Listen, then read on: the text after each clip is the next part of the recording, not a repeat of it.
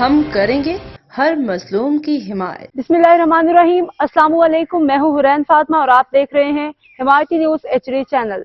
نظر ڈالتے ہیں آج کی اہم خبروں پر۔ خبر شامل کرتے ہیں گجر خان MP راجہ شوکت عزیز بھٹی صاحب کا اچانک دورہ، سول اسپتال کی ایمرجنسی، ڈاکٹر مریضوں کی عیادت کی۔ عوام نے اسپتال میں گائنی سے متعلق بعض مشکلات کا ذکر کرتے ہوئے کہا کہ اکثر عورتوں کو اسپتال میں لیڈی ڈاکٹر میسر ہی نہیں ہوتی، پھر زچہ و بچہ کی زندگی کے پیش نظر غریب لوگوں کو بھی پرائیویٹ اسپتال میں جانا پڑ جاتا ہے۔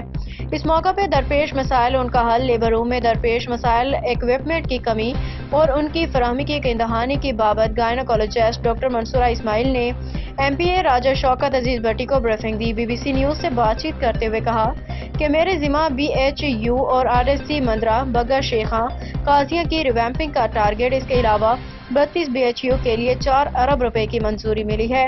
میں انشاءاللہ ان اسپتالوں کا سٹینڈرڈ یورپ لیول کے طرز کا بناؤں گا۔